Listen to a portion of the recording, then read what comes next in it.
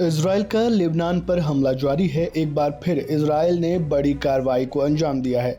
पूर्वी और दक्षिणी लेबनान के दर्जनों कस्बों और गांवों पर बुधवार को इजराइल ने करीब 55 हवाई हमले किए। इन हमलों में करीब 31 लोगों की जान चली गई, जबकि 27 के करीब लोग घायल हुए। राष्ट्रीय समाचार एजेंसी NNA ने कहा कि इजरायली युद्धक विमानों ने बुधवार को नावते शहर के पड़ोस में नन्नों को निशाना बनाया, जिसमें कई इमारतें नष्ट हो गई। इसके अलावा बालबेक के आसपास भी कई कस्बों और गांवों पर कई छापे मारे गए। इजराइल की चेतावनी के बाद करीब 1 लाख लोगों ने कुछ ही घंटों में बेलबाक में अपना घर छोड़ दिया।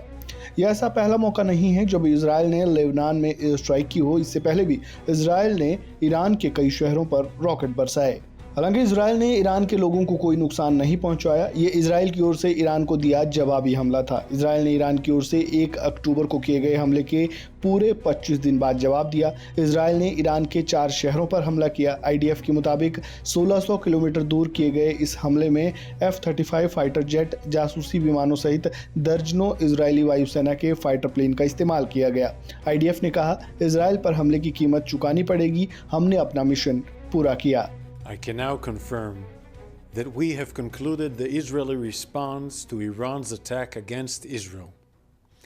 We conducted targeted and precise strikes on military targets in Iran, thwarting immediate threats to the state of Israel. The Israel Defense Forces has fulfilled its mission. If the regime in Iran were to make the mistake of beginning a new round of escalation, we will be obligated to respond. Our message is clear. All those who threaten the state of Israel and seek to drag the region into wider escalation will pay a heavy price. We demonstrated today that we have both the capability and the resolve to act decisively, and we are prepared on offense and defense to defend the state of Israel and the people of Israel.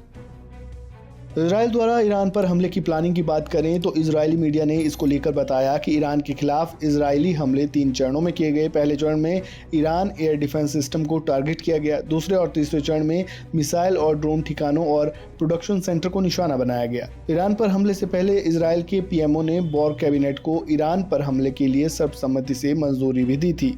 Media reports की माने तो ये voting हमले से पहले phone call पर हुई। हमले से पहले PM नेतन्याहू को भी सुरक्षित जगह पर शिफ्ट कर दिया गया था। वहीं हमले के बाद इजरायली सेना ने ईरान को धमकी देते हुए कहा कि अगर अब ईरान कोई प्रतिक्रिया देने की कोशिश करता है तो हम हर तरह से तैयार हैं। इस खबर में फिलहाल इतना ही। खबरों से जुड़े ताज़ा अपडेट के लिए बने रहें वन इंडिया हिंदी के साथ। धन्यवाद।